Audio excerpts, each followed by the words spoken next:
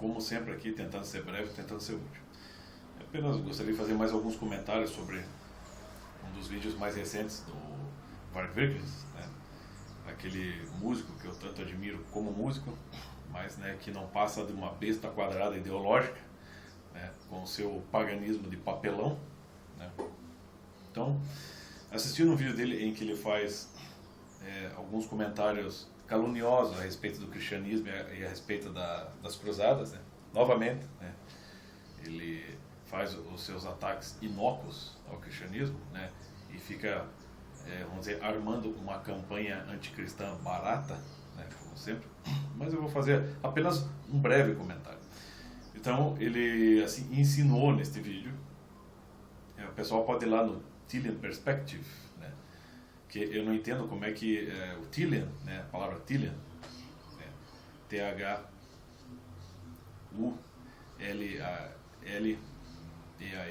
né, Tillian seria o extremo norte. Então, a perspectiva do extremo norte. Né, como é que a perspectiva do extremo norte pode resultar em vídeos tão sumários, com discursos tão supérfluos, e como é que ele pode ser representado por um cara como o Varg Vikernes? Então não adianta o Varg Vikernes querer vir com aquele ar de pagão tradicional, com aquele bigodinho de Asterix, que comigo não rola. O cara é um excelente músico, tanto que eu já até mostrei aqui, eu sou fã do Burzum, tenho a coleção completa dos álbuns do Burzum, dos álbuns da primeira fase, né? Até ali o Litzkelf, né? Depois que ele saiu da cadeia, ele não fez uns álbuns muito bons, mas a primeira fase ali é excelente, álbuns muito criativos. Então é claro que é um cara cuja vocação está voltada para a música, e não que ele não possa estudar e aprender coisas, mas ele não está voltado, a vocação dele não é ser o porta-voz histórico, simbólico, filosófico, étnico de nada, tá? Porque há alguns anos atrás ele estava ali defendendo com unhas e dentes o povo nórdico. Agora ele está defendendo o povo russo, né? Uma hora ele está se prendendo ao conceito de Neandertal, outra hora ele está se prendendo ao conceito de Homo sapiens, como se Neandertal e Homo sapiens, né, não fossem a mesma coisa, né? Então, quer dizer, ele faz uma distinção absurda dos seres humanos, né? E ele tem um preconceito assim extremamente enraizado na alma dele, preconceito tremendo, né? Sério mesmo na alma dele. A minha avó, minha avó materna, ela tinha uma descendência alemã, né? Embora a minha avó materna ela descende diretamente de uruguaios, mas a descendência mais longínqua dela era alemã. Ela era branca, ela era o tipo da pessoa alemã, né?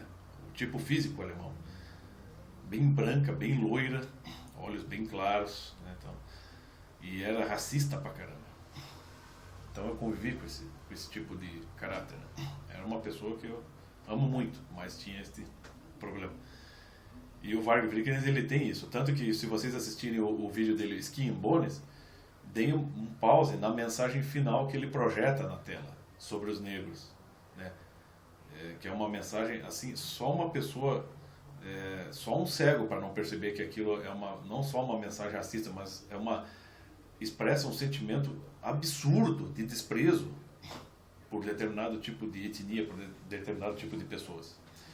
E nesse vídeo em que ele fala sobre as cruzadas, né, ele ensinou que, na verdade, enquanto os cruzados, os cavaleiros se afastavam das suas famílias e acabavam, vamos dizer assim, promovendo batalhas muito distantes de suas terras, né, e, vamos dizer, seguindo uma estratégia não muito precisa para se defender da invasão islâmica, os islâmicos, por outro lado, acabaram invadindo, né, muitas regiões da Europa e saqueando casas, matando, estuprando, né, tomando posse, se apossando de muitos lugares.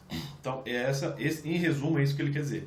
E que, no fim das contas, os cruzados, os cristãos, não se distinguindo muito dos islâmicos, porque, afinal de contas, a religião islâmica e a religião judaica provém do profeta, do patriarca Abraão.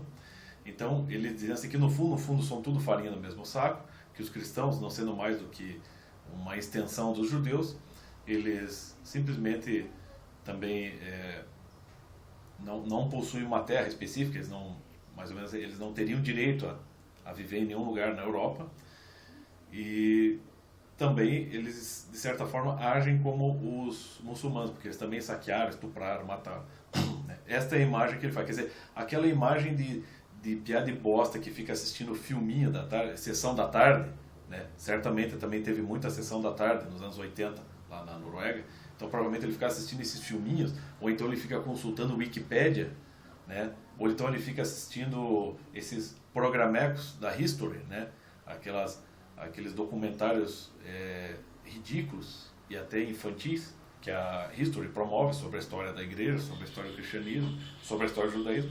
Provavelmente são essas as fontes dele, porque afinal de contas ele faz essas calúnias, ele faz essas acusações, ele, vamos dizer, ele estabelece essa tese dele e ele não demonstra, ele não coloca uma única referência para explicar, para vamos dizer, embasar, para fundamentar, para dar uma garantia de que aquilo que ele está falando de fato faz algum sentido, tem algum ponto de referência firme, sério. Não tem. Então aqui, por exemplo, eu selecionei aqui, eu podia selecionar livros aqui de história que falam,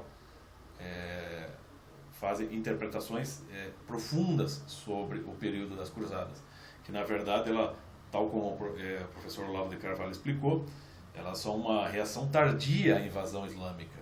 Então é por isso que muitos islâmicos acabaram se instalando em muitos lugares, inclusive em regiões no extremo, lá nas fronteiras, né, entre a Espanha e os continentes orientais. Muitos islâmicos se instalaram ali e passaram a viver ali, tanto que até muito disso acabou influenciando um pouco a cultura espanhola, né? Dança do ventre, as castanholas, entre outras coisas, na música, né? Mas se você, por exemplo, no caso aqui, eu ao invés de selecionar um livro de história, eu selecionei então que é uma coletânea do Alexandre Herculano sobre as lendas e narrativas da Idade Média. E aqui, então, eu recomendaria, né, para quem tem interesse, né, ler pelo menos, vamos dizer assim, um conto que tem aqui, que é A Dama Pé de Cabra, né, que é uma trova em três partes do século XI. E nessa história é mais ou menos assim: você tem um nobre ali espanhol, que é um fidalgo ali, mas que possui ali uma grande propriedade, possui uma renda, possui empregados, possui uma família, e ele, né, sendo jovem, num belo dia está ali caçando, né, está lá na floresta caçando, nas redondezas ali da região dele, e ele encontra uma dama muito bonita, muito atraente, que o seduz, né? E na verdade ela é o demônio disfarçado, e ele percebe alguns traços, né, nela que indicam que ela de fato tem uma proveniência do mal, vamos dizer assim. Ele percebe que os pés dela parecem pé de cabra, né? Mas encantado, que seria uma coisa horrível, né, na realidade, mas encantado com toda a beleza e com todo o poder de sedução, ele cede a esse demônio, né? Se casa com essa mulher, né? E ela faz, só que antes de casar ele tem que fazer um trato, que ele não poderia, por exemplo, mais se persignar, né? Fazer o sinal da cruz. Ele de certa forma teria que abandonar o cristianismo. Então acontece, ele casa, né? Se torna um casal, tem 2 filhos, até que um determinado dia, né, os filhos já mais ou menos crescidos, eles se desentendem e ele acaba fazendo o sinal da cruz. Então o demônio se enfurece e foge, sai dali, né? E a partir daquele momento, esse fidalgo, né, esse que é o personagem principal da história, não me lembro, não recordo o nome dele aqui, ele percebe todo o erro que ele cometeu durante todos esses anos, mas de qualquer maneira ele constituiu família. Então ele decide ir para a igreja, consultar um padre para saber o que ele tem que fazer. E o padre diz: você basicamente está excomungado da igreja, porque você fez um pacto com o demônio e você percebeu que era um demônio, mas você ainda cedeu aos encantos. Mas para resgatar, né, a sua capacidade de ser cristão, sua participação no cristianismo, ele teria que lutar contra os sarracenos, na fronteira ali da Espanha, os sarracenos islâmicos. Ele teria então que fazer alguma coisa, pelo menos pela sua pátria. Essa é a indicação do padre. Então ele decide ir lá e acaba sendo presa dos sarracenos. E o filho dele, né, que já estava bem crescido, decide ir salvar o pai. Então é uma história bem bonita e conta exatamente essa fase histórica ali, que você tinha já a ameaça islâmica, já no século XI, né, por exemplo. E você tinha ali todo o drama dos cristãos, qual que era o dever deles diante de tudo isso aí. Né. E eles vão lá e se sacrificam, né, tanto pelo cristianismo quanto por si, se sacrificam. Você tem toda uma vida. O que o cristianismo promoveu na Europa? O cristianismo promoveu progresso, promoveu cultura, o cristianismo defendeu muitos pagãos, né? A cultura pagã toda que hoje está preservada em museus e até no Vaticano, ela está lá porque o cristianismo se instalou lá e foi capaz de perceber o valor daquilo, né? O que não aconteceria se os muçulmanos tivessem tomado conta da Europa. Então é claro que o Varg Vikernes, ele, apesar o que é pior, o que eu acho ruim de tudo isso, é que ele é um europeu que vive se gabando de ser alguém de uma raça superior, uma raça branca, nórdica, né, mais bonita, mais inteligente, mais, né, mais para frentex, né? E no fim das contas não passa de um ignorante que não é capaz de fazer uma excursão, um itinerário cultural por toda a Europa, visitar bibliotecas, né, visitar catedrais, castelos, monumentos, estudar para valer, buscar as fontes originais, né, e indicar as fontes. Ele não é capaz de fazer isso, né? E isso que é um cara europeu. Tem que ver um cara aqui do Paraná, um amador, um estudante amador aqui, e corrigir o cara. Então não caio nesse discursinho do Varg Vikernes. Ele não é o cara, ele não é porta-voz do paganismo, não é porta-voz de religião nenhuma, ele só é porta-voz dessa ideologia, né, com a qual ele, vamos dizer assim, vestiu com uma roupa de paganismo. Ou seja, é um paganismo inconsistente, paganismo papelão, você aperta e fura. Tá? Porque para ele é assim, o paganismo, ele vive, volta e meia ele está produzindo alguns vídeos, querendo mostrar pinturas de Botticelli, pinturas de Rafael, de Miguel Ângelo, querendo demonstrar que, tá vendo, ele está inserindo elementos dentro do catolicismo, elementos que são pagãos. Então, no fim das contas, o paganismo ele resistiu, né, já que os cristãos, os católicos, né, forçavam as pessoas a se converter ao cristianismo. Então, ele conseguiu, os pagãos conseguiram manter a sua crença, né, mais ou menos oculta, né, sob um verniz de cristianismo, né, aquele verniz que eles tinham que aceitar. Quer dizer, o cara só se expressa assim de uma maneira subversiva. Ele acha que ele nem percebe, ou percebe muito bem, né, que ele está fazendo do paganismo uma espécie de movimento revolucionário que vai, de certa forma, derrubar a civilização cristã, judaico-cristã, e vai se impor, vai resgatar suas raízes. Ora, meu filho, o Hitler tentou isso, né, quando instituiu ali uma ditadura na Alemanha, o Lenin tentou isso quando promoveu a perseguição comunista na Rússia. Esse é um processo revolucionário. E para qualquer pessoa que estude bem o marxismo, sabe que o marxismo, o comunismo, ele se utiliza de qualquer coisa que sirva aos seus propósitos. Qualquer coisa que possa ser utilizada num movimento revolucionário e que promova, sobretudo, a destruição da sociedade judaico-cristã, dos pilares da civilização ocidental, que é a sociedade judaico-cristã. Tudo que puder promover isso, ele vai utilizar. E vai se utilizar sobretudo dos idiotas úteis. Idiotas úteis como Varg Vikernes, né? Que está lá aderindo a essa ideia de uma espécie de subversão pagã, né?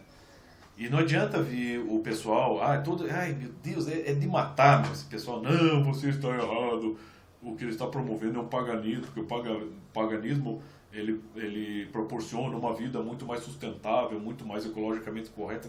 Puta que pariu, né? Como se sustentabilidade e o ecologicamente correto não estivessem ligados, atrelados a um movimento revolucionário, meu. É só vocês estudarem um pouco do movimento ecológico, um pouco do movimento sustentável, para vocês verem que está cheio de palavras de ordem, meu. Né? É outra, vamos dizer, uma outra avatar, uma outra faceta do movimento revolucionário marxista, meu. Isso está dentro do marxismo cultural, está dentro da revolução cultural, sobretudo aquela propagada por Antônio Gramsci, meu. Ela é feita para englobar tudo, até a igreja, muitas vezes. Né? Então, o Wagner Vickers, como sempre, com o seu paganismo, né, chinfrim, né, falso, né, falando em nome dos seus próprios ideais e que, no fundo, não passa de um instrumentinho do movimento revolucionário. Né? No fundo das contas é isso. Mas, no meu entender, continua um excelente músico e eu acho que ele tem que fazer isso. E foi isso que eu escrevi para ele. Olha, Wagner, escrevi lá em inglês. Olha, Wagner, fecha o bico, para de falar asneira, volta pro estúdio e vá produzir música. Pega a guitarra e vai produzir música, que é só o que você sabe fazer. Era mais ou menos isso.